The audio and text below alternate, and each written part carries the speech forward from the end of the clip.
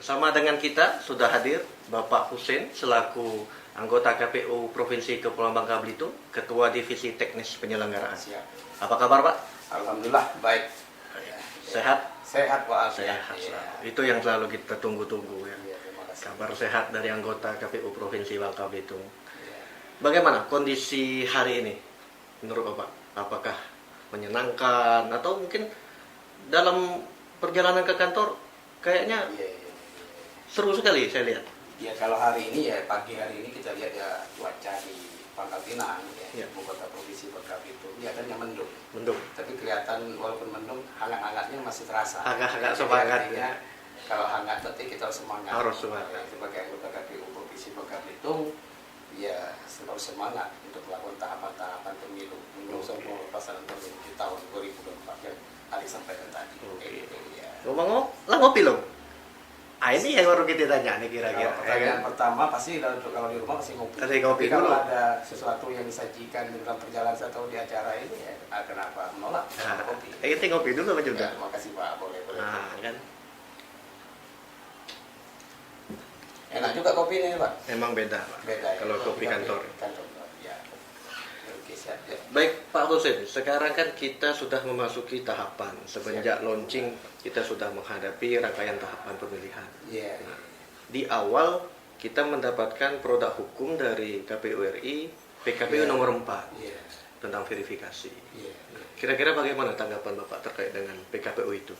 Oh, baik. Terima kasih. Benar yang disampaikan oleh Adik tadi ya terkait tentang tahapan perjalanan pemilu. Tapi sebelum saya ingin menjelaskan terkait pertanyaan tadi, mungkin saya ingin menyapa dulu ya. Oh iya, Menyapa masyarakat sobat kita. pemilih kita di Bangka Belitung ini. Ya, Assalamualaikum warahmatullahi wabarakatuh. Ya. Para orang tua, keluarga, semuanya, stakeholder, rekan-rekan di pemerintahan, semua yang berkepentingan dengan penyelenggaraan pemilu di tahun 2004, kami ada di sini ya. Nah, saya ingin menyapa dulu ya. Kita ada salam KPU, khas ya, KPU salam ya. KPU, ya, gitu ya. Iya. Ya boleh saya sampaikan ya. Ya, teman-teman. silakan. Biar teman-teman juga tahu. Teman-teman. Ah. Begini salamnya ya. Ya. Salam KPU, Bapak KPU. integritas 24 jam. Bersama KPU kita bahagia. Nah, Luar biasa. oke. Kata kuncinya bahagia. Bahagia. Nah, kenapa bahagia? Nah, inilah Nah, ini yang diceritakan tadi bahwa penyelenggaraan pemilu kita di tahun 2024 itu telah diputuskan oleh KPU RI bersama pemerintah, bersama DPR akan dilaksanakan di tanggal 14 Februari 2024 hari Rabu. Adik kan masih muda nih, biasa ya, anak muda. 14 Februari itu kan hari Valentine Day. Valentine Day. Hari bahagia. Hari bahagia. Maka wajarlah bersama KPU kita bahagia. Hmm. Nah, maksudnya apa? Pemilu itu kan ya kalau orang masyarakat bicara pesta demokrasi, ya. Kalau dikatakan pertarungan kekuasaan, ya. Ya, pesta, pertarungan juga. Nah, kalau pertarungan ini namanya pertarungan kompetisi ini kan pasti ada nanti dalam prosesnya intrik atau bahkan mungkin ada pertikaian. Kata kuncinya dengan KPU sebagai penyelenggara semuanya dijalani dengan bahagia. Nah, kalau dengan bahagia yakinlah pemilu kita nanti akan sukses di 2024. Nah, ini cerita tadi tentang bahwa saat ini telah dilakukan pada tahap verifikasi partai politik ya. Saya sampaikan tadi bahwa penyelenggaraan pemilu di 2024 pemilu serentak itu definisinya pemilihan presiden dan wakil presiden, pemilihan DPR RI, DPD, DPRD provinsi dan DPRD kota. Dan jangan lupa serentak itu maksudnya juga ya. Di tahun yang sama, di tahun 2004, pemerintah bersama KPU, DPR juga telah memutuskan di tanggal 27 November di tahun 2024 itu juga diadakan pemilihan kepala daerah.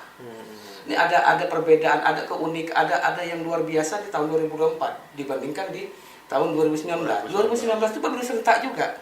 Tapi pilkadanya tidak. Tidak ada pilkada. Pemilu saja serentak, tapi sekarang serentak pemilu legislatifnya serentak dan presidennya serentak dan pilkadanya serentak. Ini harus disampaikan kepada masyarakat.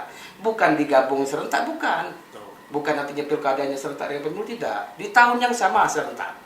Nah, disampaikan bahwa KPU melanjuti tadi disampaikan Adi tadi bahwa KPU RI telah menetapkan PKPU tentang tahapan ya, tentang pendaftaran, verifikasi dan penetapan partai politik. Tapi sebelumnya artinya KPU sendiri RI telah menetapkan PKPU nomor 3 tentang jadwal, tentang tahapan dan jadwal ya penyelenggaraan pemilu. Ini nih menjadi dasar, jadi waktu kita untuk melaksanakan tahapan-tahapan menuju pada hari pemilihan di tanggal 14 Februari nanti. Nah, saya bicara sekarang ini. Nah, sekarang ini Dek, ya. Tahapan sekarang adalah namanya tahapan pendaftaran, verifikasi dan penetapan. Dan di tanggal 1 sampai tanggal 14 Agustus yang sekarang sudah berjalan, KPU RI telah menerima ya pendaftaran partai politik ya yang sudah ada, yang sudah ada dan yang baru. Yang baru. Nah, saya jelaskan dulu ya ini pengertian. Ini menarik nih. Menarik nih. Perbedaan di ada perbedaan antara tahapan pendaftaran ini dengan tahun 2019 dengan 2024. Kata kuncinya, kalau 2019 kemarin pendaftarannya dilakukan di tingkatan-tingkatan KPU. Artinya bisa di tingkatan KPU kota, kabupaten dan provinsi. Ya. Nah, sekarang ini tidak. Semuanya tersentral di pusat. Nah, dia tahu tugas saya sebagai KPU provinsi. Biar Anda Bapak juga tahu bahwa KPU kota kabupaten itu apa tugas pada saat ini. Nah, kita tidak didapati tugas untuk menerima pendaftaran. Pendaftaran partai politik itu dilakukan di pusat. Nah, dalam proses pendaftaran ini di tahun ini ya KPU RI telah membuat sebuah sistem aplikasi namanya SIPOL. Sistem Informasi Partai Politik. Ini untuk apa? Ya, untuk apa?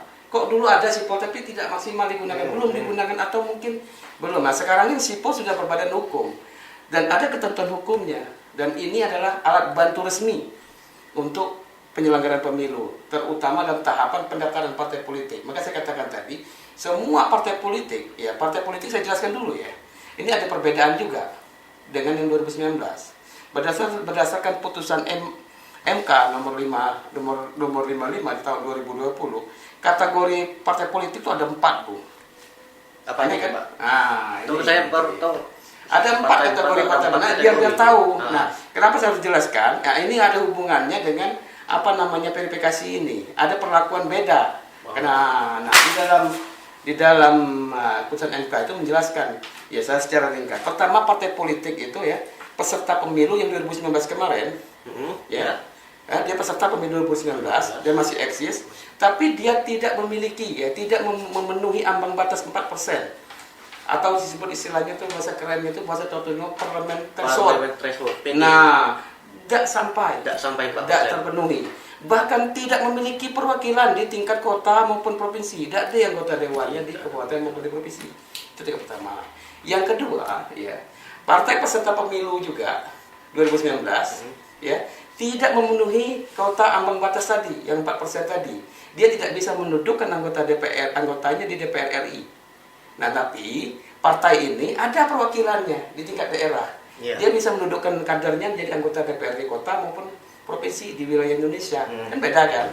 Nah, yang ketiga, kategori partai adalah partai yang berdiri pada masa 2019 sampai sekarang ini. Untuk pendaftaran nah, ini. yang keempat kategori partainya adalah partai peserta pemilu 2019 kemarin yang memiliki suara ya menyukupi atau melewati memenuhi 4% tadi ya parliamentary threshold tadi yang sekarang yang duduk di DPR RI ada jumlah 9 partai. Nah, penting saya jelaskan dari kategori ini dalam proses administrasi, dalam proses pendaftaran dan verifikasi ini ada perbedaan perlakuan dengan kategori ini. Ya, saya jelaskan. Pertama, berdasarkan ketentuan Undang-Undang Nomor 7 Tahun 2017 dan PKPU yang mengatur pendaftaran dan verifikasi dan pendaftaran partai politik, semua partai pasti kewajibannya sama, yaitu harus mendaftarkan diri. Walaupun mereka yang 9 partai tadi udah lolos artinya, tapi wajib mereka mendaftarkan. Kita lihat di TV kan, teman-teman dari Golkar, dari PDI, sudah datang mendaftarkan. Nah, kemudian nanti baru KPU akan, begitu juga partai yang kategori 1, 2, dan 3 tadi wajib mendaftarkan diri. Nah, selanjutnya KPU RI akan melakukan verifikasi terhadap data yang diinput dalam SIPOL tadi. Data apa? Ya terkait persyaratan-persyaratan yang harus dipenuhi partai politik ya sesuai dengan Undang-Undang Pasal 127 kalau nggak salah ya Undang-Undang Nomor 7 Tahun 2017. Itu sudah masuk ya terutama kepengurusannya, berbadan hukumnya ya. kepengurusannya dan keanggotaannya. Itu pasti sebuah partai itu. Nah, nanti KPU RI akan melakukan verifikasi administrasi terhadap semua partai. Untuk diketahui, sampai hari ini ada 40 partai yang Sampai hari ini 40 partai yang meminta akses sipol. sipol. Artinya ada 40 partai yang sekarang sudah ada di Indonesia yang minta ke KPU untuk minta akses sipol, untuk mengupload dokumen-dokumennya. Calon, dan mereka adalah calon. Artinya mereka adalah calon peserta pemilu. 9 tadi belum juga, semuanya calon ya. Iya. Karena belum melalui tahapan-tahapan penetapan. Nanti ada tahapan penetapan ketika ditetapkan baru. Nah, ada 40 ya nasional dan 8 partai lokal di Aceh. Di Aceh. Nah, itu jadi 48 partai yang meminta akses sipol ke KPU RI. Itu hampir sama dengan Nah, tim Piala Dunia. benar kira-kira seperti itu. Nah, pertanyaan apakah nanti pemilu 2024 nanti semuanya ikut? Oh, belum tentu. Belum tentu ya. Ya, maka itu ada namanya tahapan verifikasi. Tahapan verifikasi partai politik. Nah, setelah lolos verifikasi, baru akan dilakukan pendaftaran. Nah, verifikasinya bagaimana? Nah, ada hubungan di kategori tadi 4 tadi. Dari 4 partai. Nah, yang kategori yang 1, 2, dan 3, setelah mereka mendaftar, pasti mereka akan dilakukan verifikasi administrasi dan faktual. Ada 2, administrasi dan faktual. Nah, untuk yang kategori 4 tadi, partai 4, yang memiliki kursi di DPR, yang kata saya jumlahkan 9 partai tadi, mereka hanya dilakukan verifikasi administrasi saja. Administrasi. Tidak dilakukan faktual. Kenapa, Pak? Ya, karena diputuskan oleh MK tadi. Dan kami sebagai penyelenggara tidak boleh membantah, ya harus mengikuti, harus melaksanakan perintah keputusan dari Mahkamah Konstitusi sebagai lembaga yang berkewenangan untuk melakukan atas pengujian sebuah undang-undang dari pasal-pasal. Nah, itu modelnya ya. Nah terus berikutnya hubungan dengan tugas kami di KPU provinsi, KPU kota. Apa saja? Apa diam saja deh? Apa hanya ngomong opini saja? Ya. Oh, tidak. Ya, KPU ini kan ya secara nasional berdirinya. Tingkatannya dari pusat, ya kemudian provinsi, kabupaten, kota, satu kesatuan, dan tentu artinya kerjanya bersama-sama. Nah, dalam hal tahapan ini, ya KPU provinsi, KPU kota akan dapat tugas untuk melakukan verifikasi faktual. Nah, verifikasi faktual terhadap kategori partai nomor 1, nomor 2, dan nomor 3 tadi. Dan itu ada sudah jadwalnya. 1 sampai 14 itu akan verifikasi administrasi. Nah, kemudian ada perbaikan-perbaikannya juga. Kemudian ada juga nanti jadwalnya diserahkan hasil itu ke Bawaslu RI. Jangan lupa Bawaslu itu sebagai pengawas juga dilakukan. Ya, mereka juga mengawasi. Nah, setelah mereka ada perbaikan juga, ada waktu-waktu perbaikan. Enak, artinya KPU RI telah memberikan waktu-waktu untuk partai politik sebagai calon peserta untuk memenuhi persyaratannya. Kalau memang artinya mereka berkeinginan untuk menjadi peserta pemilu. Nah, setelah clear dan ditetapkan oleh KPU RI, oh ini jumlah partai yang lolos administrasi, yang lolos ya. 40 yang ambil akses itu belum tentu juga ya lolos. Bisa aja mungkin 50% dari itu. Ya terserah nanti, tergantung KPU RI. Kami juga mungkin diminta bantu juga, Pak, di administrasi ini. Jikalau nanti di KPU RI ternyata ada persoalan-persoalan terhadap persyaratan tadi yang menyangkut persyaratan di daerah, ya bisa jadi KPU RI akan meminta KPU provinsi ya untuk membantu dalam klarifikasi. Bukan PPK, klarifikasi. Ya. Ada tugas juga. Tidak tinggal diam kita ya. Ya, kita bukan jadi bukan apa namanya. Hanya melihat nonton. Anggota KPU tidak nganggur. Kita nganggur kan? Saya kata-kata 24 integritas 24 jam. Integritas 24 jam. Artinya 24 jam kita bekerja. Siap. Nah, clear, setelah clear administrasinya baru faktual. Nah, nanti di faktual ya KPU RI melalui sipolnya akan melakukan sampling terhadap partai-partai yang harus dilakukan faktual. Kalau tingkatan di provinsi pasti seluruh yang mendaftar sebagai syarat administrasi pasti dilakukan. Karena syarat berdirinya partai itu harus ada berdiri di tingkat provinsi. Artinya misalnya nanti ditetapkan yang lolos verifikasi administrasi ada 20 partai. Artinya 20 partai itu oleh KPU provinsi harus dilakukan verifikasi faktual terkhusus untuk kategori yang 1, 2, 3. Ya, yang kategori 1 yang 9 partainya tidak ya. Yang kategori 1, 2, 3 lolos ya, kita akan lakukan verifikasi faktual. Apa itu? Terkait kantornya, di mana aja kantor. kemudian Nah, kepengurusannya, Keanggotaannya. keanggotaannya. Keanggotaannya. Ya, keanggotaan tidak. Nah, ini keanggotaannya dapat tugas adalah KPU Kota Kabupaten. Nah, begitu juga nanti verifikasi yang dilakukan oleh KPU Kota dan Kabupaten akan melakukan verifikasi faktual terhadap partai yang kategori 3 tadi, akan mengunjungi, ya, kemudian akan melihat pengurusannya dan menanyakan secara faktual keanggotaan. Ya, karena kan belum tentu juga, Pak. Ya, bukan jadi rahasia umum kadang-kadang sesuai masyarakat dalam hal ini ya, bukan rahasia umum. Kadang-kadang dia di dalam sipol tercantum sebagai anggota partai. Tapi dia tidak tahu. Tidak tahu. Bahwa dia tuh tercantum Ya, mungkin sebenarnya. KTP jatuh di jalan kan, Nah, untuk kopinya. untuk Dimanfaatkan mungkin bisa diambil. jadi. Ya. Ya, kita tidak bicara salah dan benarnya. Faktanya ada. Kemungkinan. Nah, maka itu nanti diperlukan diverifikasi karena ditanyakan apakah benar Bapak, Ibu, Emak seperti Ika menjadi anggota partai. Kita akan tanyakan oleh KPU Kabupaten Kota nanti. Ternyata tidak benar, nanti berarti wajib itu dianggap tidak memenuhi syarat. Kalau ternyata anggota partai si A, Amang Amen misalnya, Amang Akub jadi anggota partai misalnya, benar, ya MS memenuhi syarat. Nah, seluruh hasil-hasil itu akan kita sampaikan laporan ke KPU RI.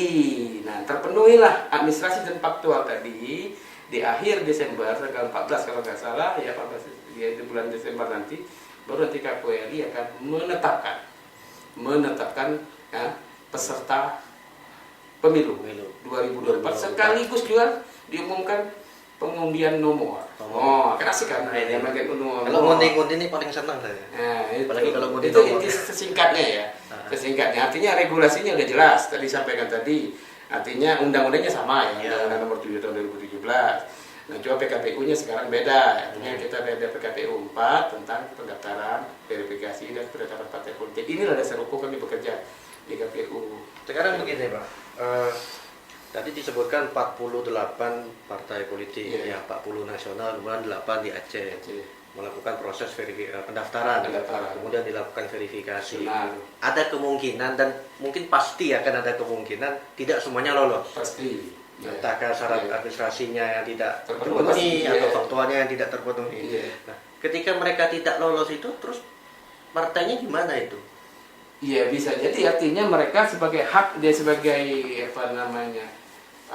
partai politik ya, sebagai peserta pemilu, kalau memang dia rasa hasil verifikasi administratif dan verifikasi faktualnya ternyata tidak memuas atau tidak diterima mereka, ya mereka bisa mengajukan ya laporan ke Bawaslu terkait kalau memang dirugikan kayak itu namanya sengketa proses ya, nanti ya bersama Bawaslu akan memutuskan ya, tingkat kebenaran apakah persoalan itu memang ada apakah memang benar-benar mereka tidak lolos itu. Atau mungkin ada kekeliruan dalam proses pemeriksaan pasti itu hal kan, seperti itu ada, pasti itu ada mungkin muncul. Nah, maka itu untuk hal-hal seperti itu sekarang ya terhitung dibukanya pendaftaran tanggal 1 kemarin, artinya Bawaslu juga RI dan turunannya provinsi kabupaten kota juga sudah melakukan pengawasan terhadap itu ya, sehingga artinya antara KPU sebagai penyelenggara, Bawaslu juga sebagai penyelenggara, artinya menyelenggarakan proses ini, mengawal proses ini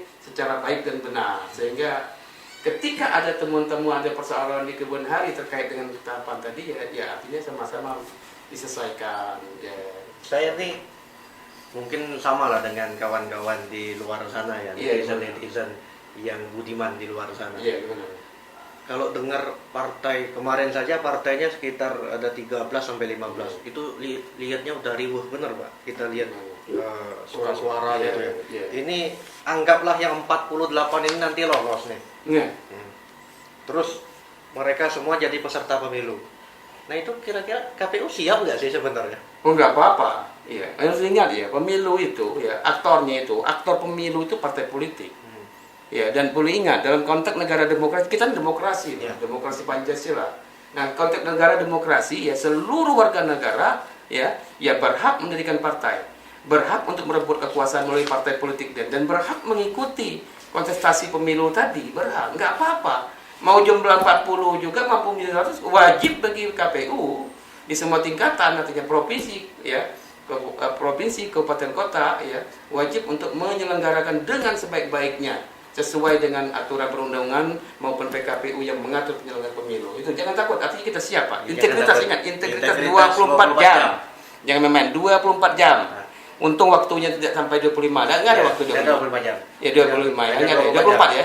Masih 24 24 hari ini ya. 24. Nah, 24. Kalau masih tambah KPU juga siap 25, Pak ya. Hampir sama dengan rumah makan Padang gitu. Iya, iya. Buka terus Mas. Ya pagi sore malam. Kira-kira macam itu.